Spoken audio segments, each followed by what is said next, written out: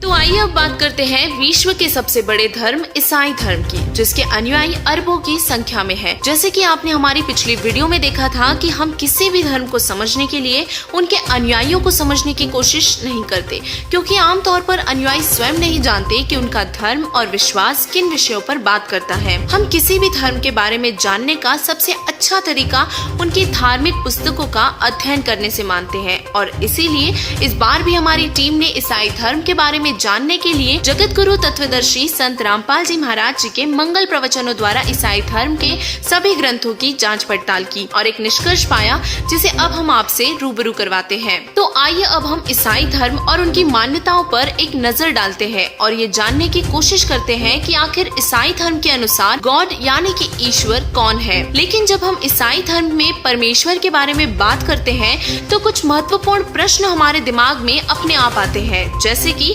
आखिर गॉड यानी कि ईश्वर कौन है? क्या ईश्वर और यीशु एक ही है? क्या बाबा आदम जी सचमुच पहले मानव थे? क्या ईश्वर निराकार है या फिर क्या मांस खाने का आदेश ईश्वर का है? ये सारे सवाल अभी तक हम सभी के लिए रहस्य बने हुए हैं, लेकिन ऐसे न्यूज की टीम द्वारा इन सभी प्रश्नों का प्रमाण के साथ उत्तर दिया जाएगा। पूरी दुनिया में लोग परमेश्वर की खोज में हैं, चाहे वे आस्तिक हो या नास्तिक, सभी को भगवान की आवश्यकता है। यह वीडियो आपके लिए संपूर्ण समाधान होगा। यदि आप जानना चाहते हैं कि हम भगवान को कैसे प्राप्त कर सकते हैं तथा हमें पूर्ण मोक्ष कैसे मिलेगा, तो वीडियो को अंत तक जरूर देखें। तो आइए अब पहले आपको ईसाई धर्म का एक संक्षिप्त विवरण देते हैं। ईसा मसीहा के अनुयायी ईसाई के रूप में जाने जाते हैं। ईसाई मानते हैं कि यीशु का जन्म एक दूत द्वारा बेदाग गर्भाधान के माध्यम से हुआ था। मैरी और जोसेफ यहूदी थे और इसीलिए यीशु जी को आसमानी किताब इंजिल का ज्ञान दिया गया था। जब यीशु जी बड़े हुए तो उनके शरीर में आत्माएं प्रवेश करने लगी और उनसे भविष्यवाणियां व अनेकों चमत्कार करवाने लगी। यीशु जी ने एक भगवान के बारे में उपदेश दिया।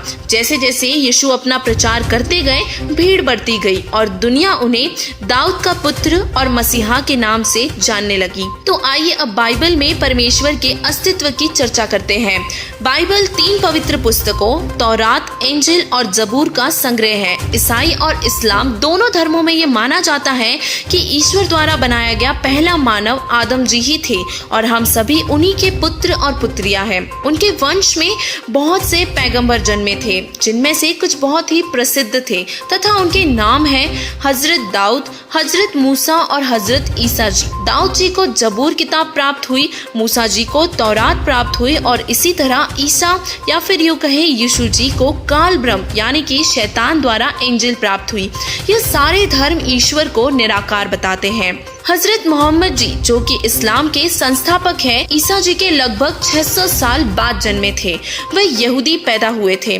बाद में उन्हें जिब्रील नामक एक फरिश्ते द्वारा कुरान शरीफ का ज्ञान प्राप्त हुआ, जो उसी शैतान काल ब्रह्म द्वारा भेजा गया था, और फिर मोहम्मद जी ने इस्लाम के बारे में प्रचार किया।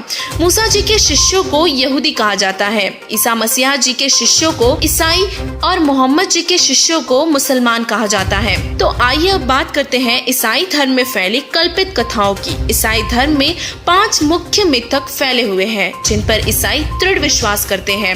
अब हम आपको इन सारी पौराणिक कथाओं की सच्चाई बताएंगे। बाइबल में लगभग 40% ज्ञान कुरान शरीफ के ज्ञान के समान है और यही कारण है कि दोनों धर्मों में कई समानताएं भी है। तो आइए अब बात करते हैं मिथक नंबर 1 की, जिसके चलते ईसाई धर्म में परमेश्वर को निराकार माना जाता है। भगवान के निराकार होने के बारे में ईसाई धर्म का विश्वास पवित्र बाइबल का खंडन करता है, क्योंकि बाइबल के उत्पत्ति ग्रंथ में सृष्टि रचना के 6ठे दिन में स्पष्ट लिखा है कि भगवान ने मनुष्य को अपने ही स्वरूप में नर और नारी करके बनाया है, अर्थात परमेश्वर मनुष्य दृश्य साकार है। मिथक नंबर 2, ईसाई धर्म में यीशु ईश्वर है। यह ईसाई धर्म में सबसे बड़ा मिथक है कि यीशु को भगवान के रूप में देखा जाता है। यीशु इस पृथ्वी पर काल ब्रह्म द्वारा भेजे गए कुछ अलौकिक शक्तियों से युक्त एक नबी थे, उन्हें विष्णु लोक से भेजा गया था, जिसके बारे में पूर्ण रूप से जानकारी कोई तत्वदर्शी संत ही दे सकता है। इसी विषय में स्वयं कबीर परमेश्वर जी ने कबीर सागर में मोहम्मद बोध में कहा है, ईसा पैगंबर पढ़े किताबा, उसका नाम इंजिल किताबा, सलाम लेखता हम कीना, दस्ता बोस उन्हू उठिलीना, कहवा बैठे विशंभर राय, वहाँ पीर तो वही खुदाई, यह विष्णुपुरी है भाई, या में भी एक बैकुंठ समाई, विष्णु है यहाँ का प्रधाना, सुन मोहम्मद ज्ञान विज्ञाना। अब आपको बाइबल के कुछ छंद दिखाते हैं जो साबित करते हैं कि यीशु ईश्वर के पुत्र थे, जिन्हें परमात्मा के संदेश को फैलाने के लिए भेजा गया था। इन छंदों में यह बताया गया है कि यीशु को भगवान द्वारा पूर्ण परमात्मा का संदेश देने के लिए भेजा गया था। वह ईश्वर का पुत्र या दूत था।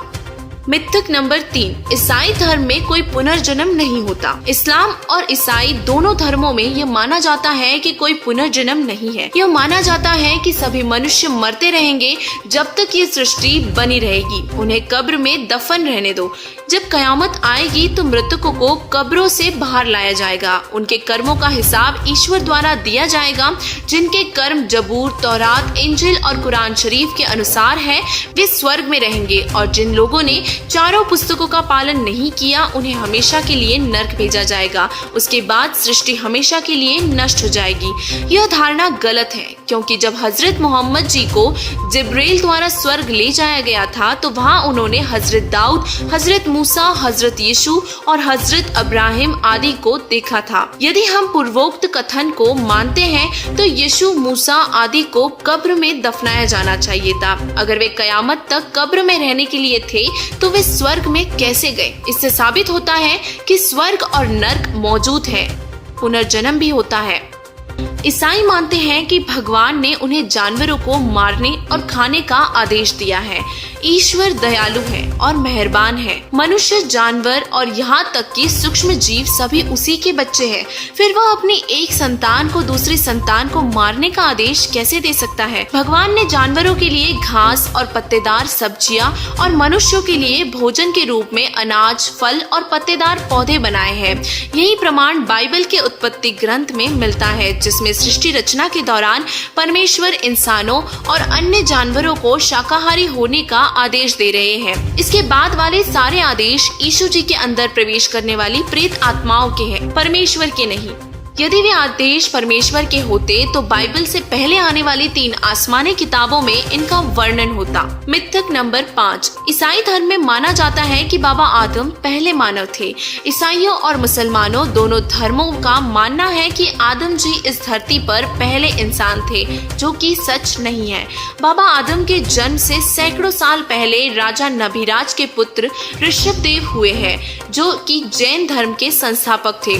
ऋषभदेव जी की आत्मा आदम के रूप में दोबारा जन्मी थी। इस उदाहरण को हमने जैन धर्म के पवित्र लेख में पाया, जो कि आओ जैन धर्म को जाने पुस्तक के पृष्ठ संख्या 154 में दर्ज है।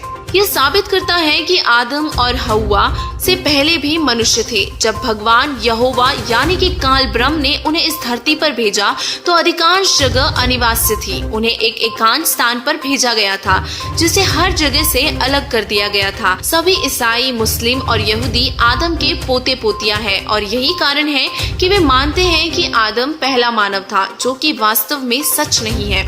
पवित्र बाइबल और कुरान शरीफ बताते हैं कि परमेश्वर एक ही है, लेकिन आखिर वो है कौन? हमारे पिछले वीडियो में आपने कुरान शरीफ से अल्लाह अकबर की वास्तविक जानकारी ली थी। इस बार भी हम आपको पवित्र बाइबल में से परमेश्वर की वास्तविक जानकारी देंगे। प्रश्न ये है कि बाइबल के अनुसार पूर्ण परमात्मा कौन है? ऐसे न्यूज की पड़ताल से इस प्रश्न का उत्तर स्पष्ट है। पूर्ण परमात्मा का नाम कबीर है। जी हाँ, आपने सही सुना। कुरान शरीफ में भी पूर्ण परमात्मा का नाम हमने कबीर ही पाया था। यही प्रमाण ईओफ 36.5 ऑर्थोडॉक्स ज्यूइश बाइबल पुस्तक में हमें मिलता है, जिसमें लिखा है कि पूर्ण परमात्मा कबीर है, जो किसी से भी नफरत नहीं करता। उसका वास्तविक नाम कबीर है और वह अपने उद्देश्य में दृढ़ है।